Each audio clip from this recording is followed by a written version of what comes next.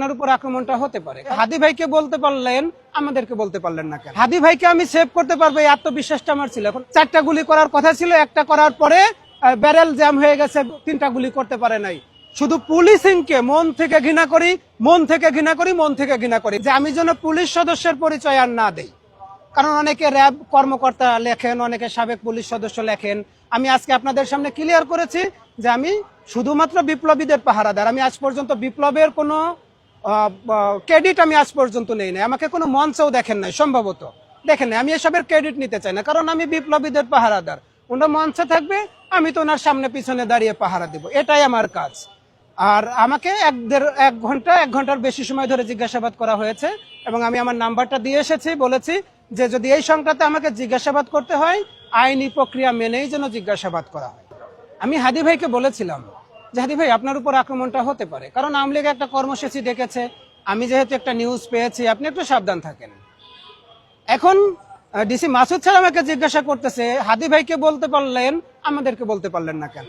দেখেন, আমার কাজ হলো যার উপর আক্রমণটা হবে, আমি গোপালগঞ্জ থেকে এরকমেরই, আমি নিজে থেকে এনসিপির নেতা কর্মীদেরকে সেভ করার চেষ্টা করেছি। আমার প্রতি আমার আত্মবিশ্বাস আছে, এটা কি আমার দোষের বলেন তো? হাদি ভাইকে আমি সেভ করতে পারবো এই আত্মবিশ্বাসটা আমার ছিল। এখন আল্লাহ তার কপালে মৃত্যু লিখে রেখেছে, আমি তো চেষ্টা করেছি, হয়তো এর ভিতর ভালো কিছু আছে, আল্লাহ হাদি ভাইকে কবুল করেছে। আমি কেন পুলিশকে আমি তথ্য দিই না? কারণ পুলিশকে আমি বিশ্বাস করি না।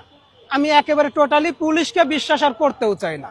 কারণ ঢাকা শহর থেকে গুলি করার পরে আরে 5 মিনিটের জন্য জ্যাম আটকে দিলে পরে সমস্ত মানুষ দাঁড়ায় যায়, তো সেখানে কি করে খুনি পালিয়ে যায়? এদেরকে আর বিশ্বাস করা যাবে?